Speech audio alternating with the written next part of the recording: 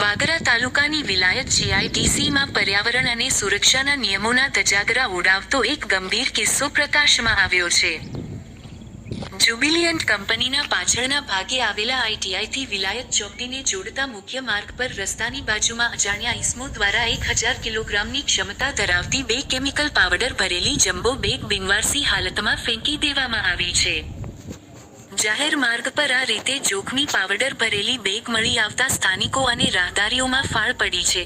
સાથે જ આ પાવડર કયો છે અને તે પર્યાવરણ માટે કેટલો જોખમી છે તેને લઈને અનેક તર્ક વિતર્ક સર્જાયા છે. સ્થળ પરથી મળેલા પુરાવા મુજબ પાવડર ભરેલી આ બેગ પર ગાર્ડન સિલ્ક મિલ્સ લિમિટેડ, જોલવા, સુરતનું લેબલ જોવા મળ્યું છે. બેગ પર સ્પષ્ટપણે ઉલ્લેખ કરવામાં આવ્યો છે કે તેમાં પોલિએસ્ટર ચિપ્સ ભરેલી છે, જેનું નેટ વજન 100 કિલોગ્રામ છે અને તે માત્ર ઔદ્યોગિક વપરાશ માટે છે.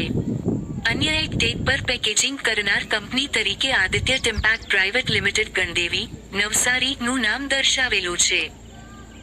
આ પાવડર અથવા ચિપ્સનો જથ્થો સુરતની કંપનીનો હોવાનું પ્રાથમિક દ્રષ્ટિએ જણાય છે, પરંતુ તે વિલાયત જીઆઈડીસીના રોડ પર કઈ રીતે અને કોણે ફેંક્યો તે તપાસનો વિષય છે.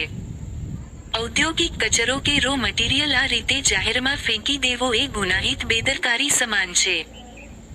જો આ પાવડર કોઈ જોખમી કેમિકલ પ્રતિક્રિયા કરે અથવા પવનમાં ઉડીને આસપાસના વિસ્તારમાં ફેલાય તો તેની ગંભીર અસર થઈ શકે છે.